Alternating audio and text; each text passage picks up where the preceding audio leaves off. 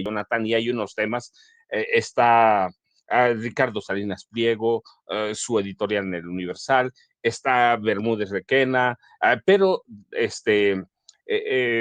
siempre Jonathan nos sorprende y tiene sus temas propios. Además, Jonathan, ¿cómo estás? Buenos días, un abrazo a nombre de Vicente y propio también.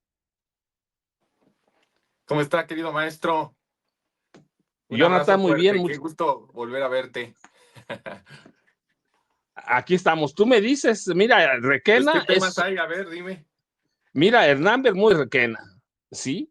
A 19 horas a México, pero lo que yo les digo es cuidado, porque si habla con todo lo que conoce, puede ser un boomerang para el PAN, un boomerang para el PRI, para Movimiento Ciudadano, y si llega a negociar como testigo protegido, peor todavía.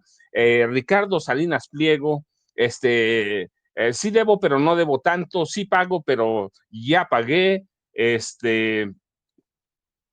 tú dime. Sí. Pues mira, a mí me parece que es un tema muy importante el estar observando cómo se va a comportar las élites financieras y los oligarcas que no pagan impuestos ante lo que podría ser el nuevo Poder Judicial, que es un Poder Judicial que tiene como mandato, porque ese es uno de los mandatos principales por los cuales la gente salió a votar por una nueva Suprema Corte, un nuevo Poder Judicial, que es el hecho directo del pago de impuestos, que es un tema que he estado manejando en otros espacios, de ver y medir las presiones que puedan tener estos grupos de poder económico, que vieran de alguna forma, en este caso, muy visiblemente Salinas Pliego, pero hay que acordarse que hay otros más que deben miles de millones de pesos, no solamente es Salinas Pliego. Y eso también pone en prueba al Poder Judicial nuevo que fue elegido por la gente. ¿Qué tanto este nuevo Poder Judicial y estos nuevos ministras y ministros van a aguantar la presión? Porque a mí me parece que uno de los temas más importantes, que el pueblo sí quiere ver resultados de forma más, digamos, contundente, pues es el hecho de que paguen los impuestos. Si se le cobran estos impuestos, estos 74,000 millones de pesos que debe Salinas Pliego, pues estaríamos ante un hecho histórico, ante un hecho importante a nivel historia de nuestro país, porque recordemos que este acumulado de dinero no solo es por unos cuantos años, ya son más de una década que en este caso está teniendo esta deuda. Entonces estaríamos ante un hecho histórico, inédito en nuestro país, que me parece que es una de las últimas cosas que el poder económico sostenía todavía del antiguo régimen, mi querido Paco, que es el hecho de justamente no pagar completamente sus deudas, no pagar completamente sus impuestos, y con esto, de alguna forma, tener un manto de impunidad que les permitía continuar con estos adeudos sin que nadie los amenazara para pagarlos, porque hay que recordar que muchos de estos adeudos pues amenazaría incluso la viabilidad misma de estas empresas. Es decir, 74,000 millones de pesos es bastante dinero, y eso también podría dejar muy herido en cuestión de la viabilidad de sus empresas al propio Salinas Pliego. Entonces, a mí sí me parece importante e interesante ver el comportamiento de la Suprema Corte de Justicia a partir de las decisiones que vayan tomando con respecto a este tema. Hay que recordar que el 70% de los juicios que están todavía y las resoluciones que están ahí en espera en el Poder Judicial tienen que ver con asuntos fiscales, lo que nos habla todavía de un gran espacio de acción por parte de la Cuarta Transformación para que haya justicia en ese sentido y que todos estemos parejos, ¿no? Que los que más tienen paguen lo que corresponde y que todos jalemos parejo para avanzar y para de alguna forma seguir impulsando todo lo que es la transformación, porque la transformación tiene que ver con los recursos que se redistribuyen y con los recursos de todos nosotros, de todo el pueblo, de nuestros impuestos. Y no es posible que un grupo, unos cuantos potentados, no estén pagando, y de esta forma la hacienda pública, que es dinero de todos, pues no tenga los recursos suficientes o todos los recursos que tendría que tener para poder seguir afianzando los programas sociales, las obras de infraestructura, las becas, las pensiones, todo lo que se ha llamado como estado de bienestar. Entonces, a mí sí me parece que es importante que estos 70% de juicios todavía que tiene que ver con cuestiones fiscales se vayan solucionando y creo que ese sería un primer gran mensaje del nuevo Poder Judicial de que efectivamente lo que hicimos en las pasadas elecciones tiene un sentido de realmente llevarse a cabo una real justicia y que la gente empiece a confiar en sus nuevos ministros. Creo que es un mensaje muy fuerte, pero sí es un asunto muy complicado. Es decir, obligar, el que desde la Suprema Corte se obligue en una sentencia, en una resolución, a que un personaje como Salinas Pliego, que ha tenido tantos años de complicidad con el poder político para no pagar sus impuestos, pues me parece que va a ser un golpe fuerte y ya veremos qué presiones y qué nivel de presiones van a ir en aumento, no solo de él, sino de otros que no están pagando sus impuestos ante el último reducto que ya perdieron, que era el poder judicial. A mí sí me parece que es interesante ver cómo Salinas Pliego también, en cierta forma, había creído que Andrés Manuel era como los políticos tradicionales.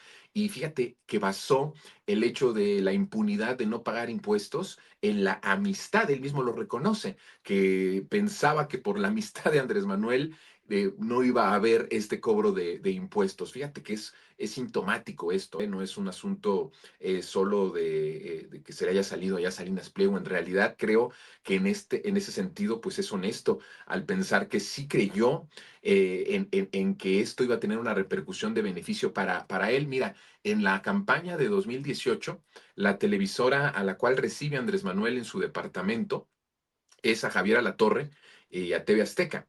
Y es una entrevista muy amena, muy entre amigos, por decirlo así. Creo que Salinas Pliego estaba preparando desde la campaña del 2018 un trato muy diferente a Andrés Manuel, un trato muy distinto al que se le daba en las otras televisoras y que la intención tenía y era que justamente al llegar a Andrés Manuel, pues no hubiera el cobro de esta cantidad de dinero, no hubiera el cobro de estos miles de millones de pesos que no se originaron esta deuda al inicio del sexenio de Andrés Manuel, sino que tiene más de una década. Y en ese sentido pensó que con la relación con Andrés Manuel, que contratarlo bien en la campaña, el no golpearlo tanto en la campaña, tal vez el darle espacio, podía él de alguna forma librar el que se le cobrara los miles de millones de pesos que debía. Cuando se dio cuenta que Andrés Manuel no era un político tradicional, no era un político de la vieja forma de hacer política, que de verdad se había roto, se había terminado el matrimonio entre el poder político y el poder económico, que había ya ahí una separación completa, pues es el momento en donde estalla y en donde se pone colérico, utiliza su concesión de televisión, ocupa todos sus espacios para atacar al gobierno. Y si hoy ves tú el nuevo proyecto de ADN, que ya se convirtió en ADN Noticias, que ya es un espacio abierto de noticias y de análisis, ¿no? Entre comillas, pues no hay programa uno tras otro que no hable mal del gobierno, que no golpee al gobierno, que no tenga una intención golpista, incluso de mentir. Y ahí se ve la venganza, ¿no? De Salinas Pliego. Bueno, ya veremos qué es lo que va a pasar, cuál es el escenario que se viene en el momento en el que la Suprema Corte, esta nueva Suprema Corte, esperemos, le cobre cada peso de lo que debe, no solo Salinas Pliego, sino todos los otros empresarios que en menor o mayor medida esta cifra de 74,000 millones de pesos deben al fisco, le deben a la hacienda pública, le deben al pueblo.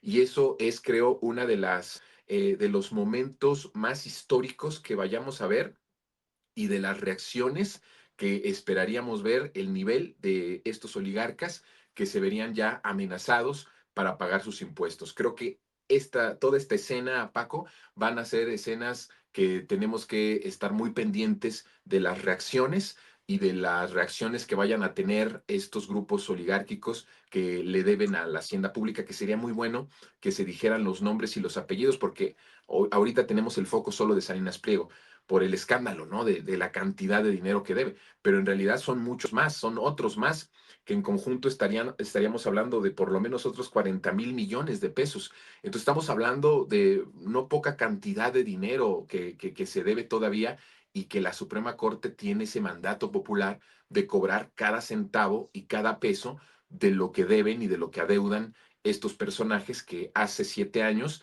se sentían o eran los amos y señores del país.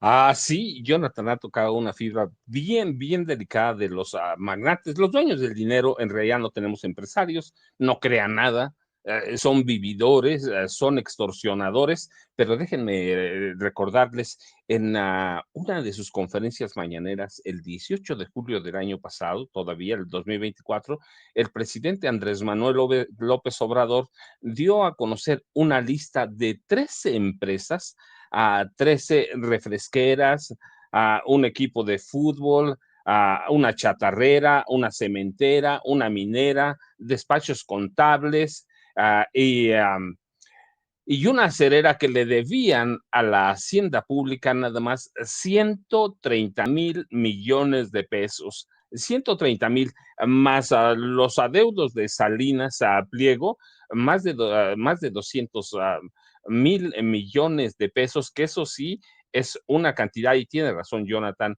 El Poder Judicial va a poner una muestra de a dónde van a estar, a dónde deben quedar, y deben verlos como a cualquiera de nosotros. Yo no me imagino a mí mismo evadiendo impuestos, y va que pago comparado con ellos nada, una, un Mm. alfiler, pero Jonathan, yo digo, los empresarios mexicanos deben recordar que Al Capone no cayó por extorsión, por drogas, por alcohol, por nada, cayó por la evasión de impuestos, ¿cierto? Exactamente. Y además, ahora que hablas de estas empresas, fíjate cómo fue dilatando el Poder Judicial, porque en esa denuncia de esa conferencia que tú estás hablando, a esa fecha había un retraso de 159 días en los que se retrasaban de alguna forma las audiencias para que se pudiera discutir si pagaban o no impuestos. Y así se la ha llevado Salinas Pliego en realidad.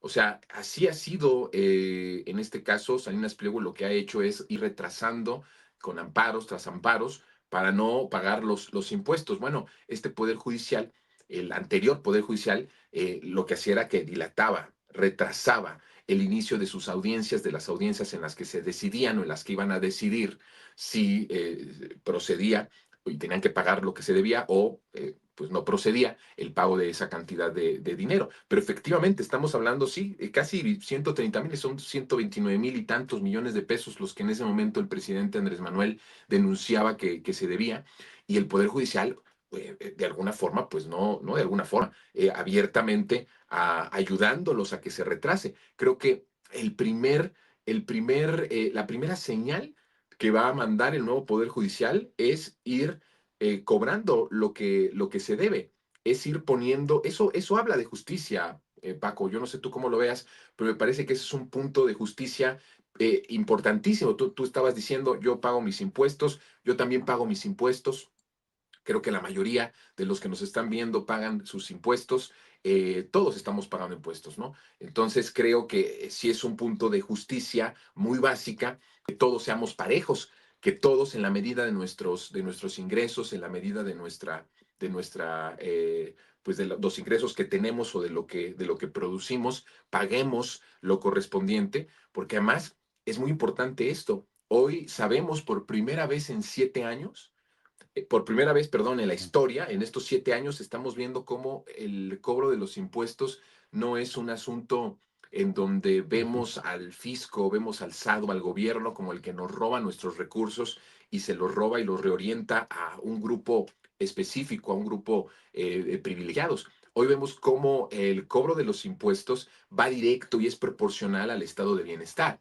A mí me parece que eso es muy, muy importante. Andrés Manuel hablaba de la relación que tiene que haber entre el pueblo y el fisco como una relación en donde la gente esté confiada y esté pagando sus impuestos de forma natural, de forma incluso, digamos, sabiendo y consciente de que cada peso que se paga a Hacienda regresa en obra pública, regresa en estado de bienestar, cosa que no sucedía antes del 2018, donde veíamos que nuestros impuestos pues no se orientaban al bienestar, no se orientaban al pueblo, que iban y se redistribuían, porque además ni se cobraban ni se pagaban los impuestos que debían los grandes oligarcas. Entonces creo que ha cambiado también la forma de la percepción del pueblo del cobro de los impuestos, aunque sigue de alguna forma siendo un malestar para muchos, decir, tengo que pagarle al gobierno, tengo que pagar estos impuestos.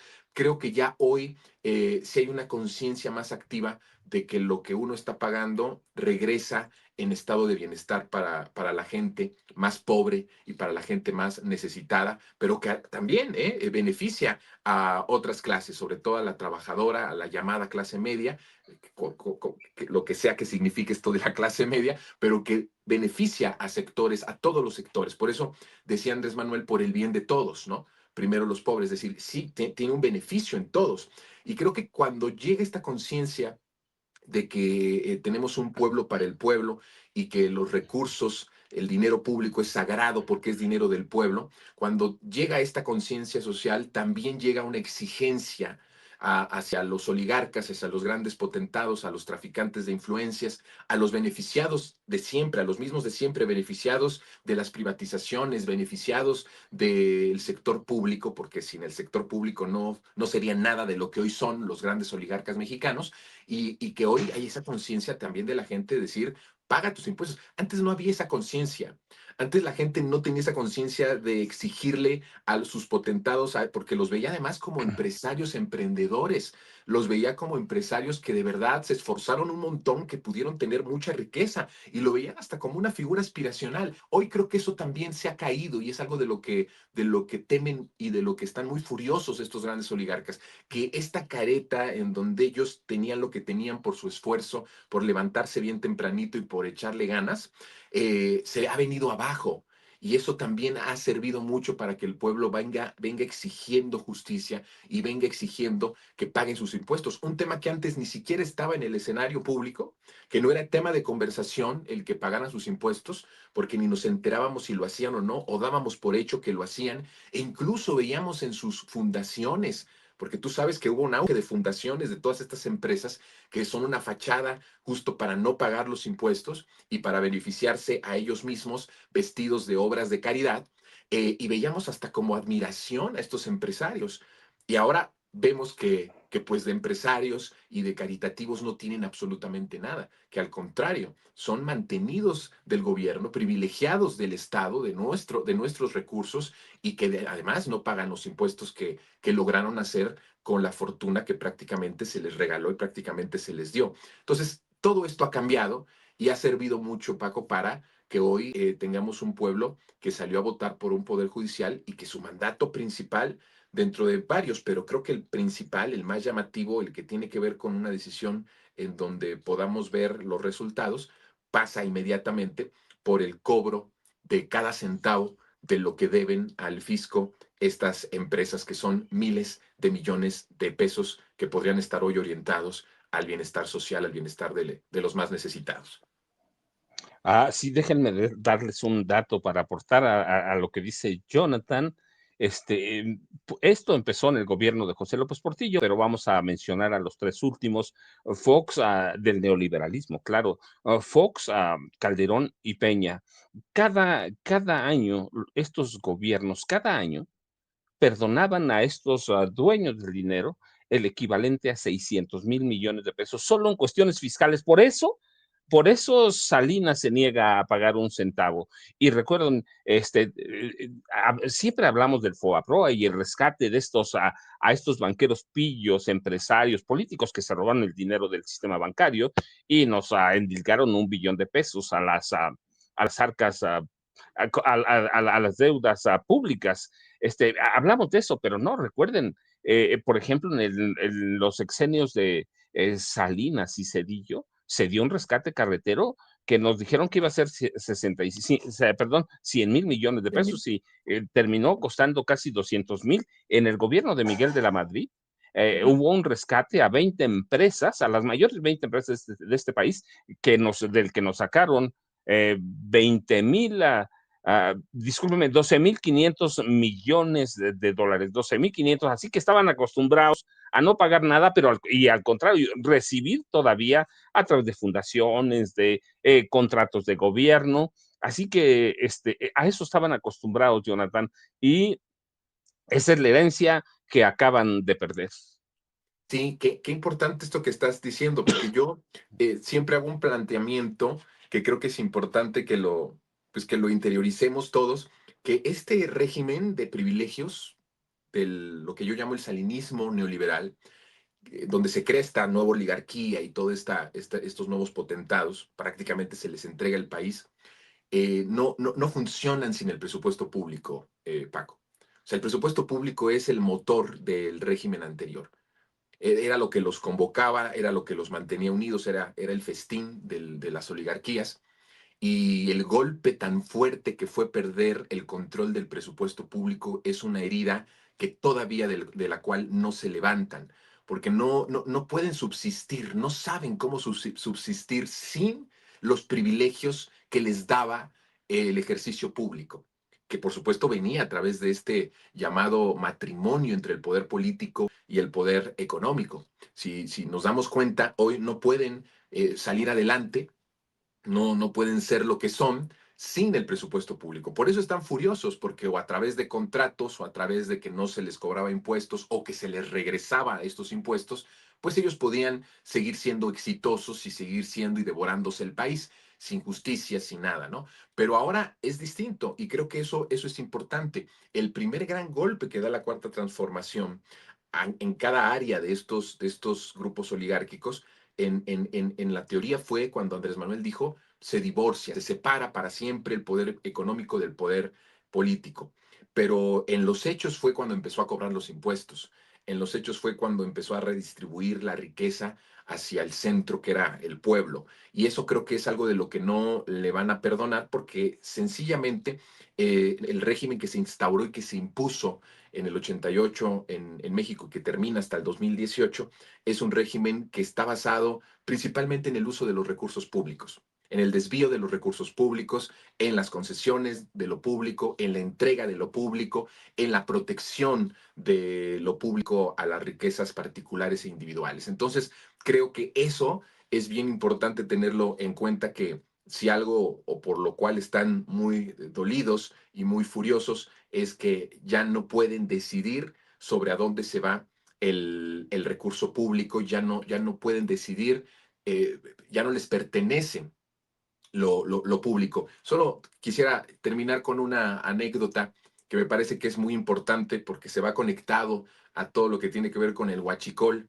Ahora que se vuelve a hablar de este tema y que es bien importante y que vemos tanta hipocresía por parte de los medios de comunicación, hace, no sé, cuando Andrés Manuel era jefe de gobierno, yo creo que tuvo que ser por ahí del 2002, 2003. No sé si recuerdes, Paco, que había en aquellos tiempos una bolsa por excedentes. Estábamos hablando de los tiempos de Fox y estábamos hablando de que había unos excedentes de la cuestión petrolera, ¿no? Y Excelente. cada Sí, año había como una excelente petróleo. bolsa de miles de millones de pesos y convocaban a los gobernadores para que pues les tocara algo, ¿no? De esa bolsa excedente. Cuenta Andrés Manuel en algún momento que su secretario de Hacienda, que en ese momento era Ursúa, le dijo a Andrés Manuel, como jefe de gobierno, pues hay que ir porque igual en una de esas nos toca algo y necesitamos los recursos. Andrés Manuel estaba pues muy recio, ¿no? A asistir a este tipo de reuniones, nunca había asistido. Pero en esta ocasión fue, y estaba Carstens, que era el subsecretario y de finanzas, y entonces le dice, pues sí, hay una bolsa de 12,000, 13,000 millones de pesos por el excedente petrolero. Y dice que Andrés Manuel, que vio cómo los gobernadores se frotaban las manos, ¿no? Porque pues es bastante dinerito y les iba a tocar algo. Dice, nada más hay que tomar en cuenta algo que dijo en ese momento Carstens, que pues las pérdidas que no le decían huachicol, ¿no? Por el robo de combustibles, es más o menos 12,000, 13,000 millones de pesos. Así que pues esos excedentes petroleros pues prácticamente se quedaron esfumados porque tenía que pagarse lo que se robaban del huachicol que se tenía y que se llevaba a cabo desde ese entonces, desde mucho atrás. Solo para ilustrar un poco esto que estoy contando, en el hecho de cómo en el pasado ya se sabía del huachicol y no se hizo absolutamente nada en el país para solucionarlo. Y que esto fue creciendo y creciendo hasta que se convirtió en un problema de hasta más de 60,000 millones de pesos de pérdidas solo por el huachicol de ductos. Y que no fue hasta el sexenio, hasta que inició el gobierno de Andrés Manuel, que separó ese robo que se tenía ya hasta institucionalizado como pérdida desde parte del gobierno y de los registros de Hacienda. Porque curiosamente, Paco, se tenía registros de este delito. Fíjate que no se tenía registros de los homicidios diarios en aquellos tiempos. No había registros de homicidios diarios. Eso es una información que poca gente sabe. Ahora sí se tiene esos registros, anteriormente no se tenían, pero donde sí se tenía registros era por el robo de combustible. Es decir, el gobierno en el tercer piso de la torre de Pemex, que era donde estaban todas las cámaras vigilando Sí. los ductos, se sabía que había robo, se sabía que había una cantidad de robo impresionante todos los días y no se hacía absolutamente nada. Entonces creo que también eso es una aportación importante contra la corrupción y de nuevo que habla de justicia y que estos recursos fueron a dar ahora en estos años de transformación, a las arcas públicas en beneficio del pueblo. Mi querido Paco. Antes de despedir a Jonathan, nomás déjenme recordarle algo que seguramente le va a gustar. ¿Por qué llevaban registro del huachicol? Porque el huachicol nace desde la presidencia de la República en el gobierno de José López Portillo. A su hijo, José Ramón López, López. Romano, Mm. cuando tomaron posesión de la presidencia, un poco después, fue con el director general de Pemex y le pidió instalar a tomas clandestinas dentro de Pemex para robarse el combustible. Y lo sacaban de ahí, lo llevaban al mercado negro de Rotterdam. Hay anécdotas muy lindas. Por ejemplo, en una ocasión, José Ramón sacó un buque de $100 millones que negociaron en Rotterdam y ese dinero se le entregó a la hermana de José López Portillo y Pacheco. Así que todos los directores, a partir de entonces, todos los directores de Pemex, subdirectores, líderes sindicales, tenían un registro de todas las instalaciones de extracción ilegal de combustible. Jonathan, ¿a dónde te buscamos? ¿A dónde te encontramos, Jonathan? Y yo te dejo un abrazote a mí y a nombre de Vicente. Pues mira, mi querido Paco, yo te agradezco y me da mucho gusto compartir contigo información, anécdotas para la gente, para el público de Sin Censura. Pues de principio un abrazo a mi querido Vicente, abrazo a toda la audiencia. Nos vamos a ver por la noche, los invito a que nos siga en Punto de Referencia con Azul Alzaga. Ahí estamos esta noche compartiendo información, compartiendo análisis, así que nos podemos ver a las 10 de la noche, perdón, 10 de la noche en todos los canales públicos, canal 14, 22, 21, canal 11, todo encadenado. Ahí nos vemos en Punto de Referencia a las 10 de la noche. Y pues en nuestros espacios de Resentidos, nuestro canal así se llama, Resentidos, y nos pueden buscar así en YouTube, Resentidos Jonathan Pérez, ahí les va a salir el canal. Suscríbanse, tenemos monólogos con información, con análisis profundo de los temas nacionales, todos los miércoles y los jueves de 3 de la tarde en adelante. Y también, pues, que nos vean en la tele pública, Paco. Estamos en, aunque usted no lo vea, los lunes a las 9, o sea, hoy a las 9 de la noche y después en Punto de Referencia a las 10 de la noche. Y los sábados en Lo Más Absurdo en los Medios a las 14 horas. Así que, pues, esos son los lugares en donde pueden encontrarnos. Y nuestras redes, ahí está Instagram, cuenta verificada, Jonapolifonía. A los que nos gusten seguir, por ahí estamos compartiendo y por ahí estamos también hablando de diversos temas de interés nacional. Y a ti te mando un fuerte abrazo, como siempre, mi admiración, maestro, y estamos en contacto. Jonathan, muchas gracias. Porque todavía tenemos, bueno, no, todavía tenemos ahí, tenemos todavía a Ángela Huerta, tenemos a tenemos, déjeme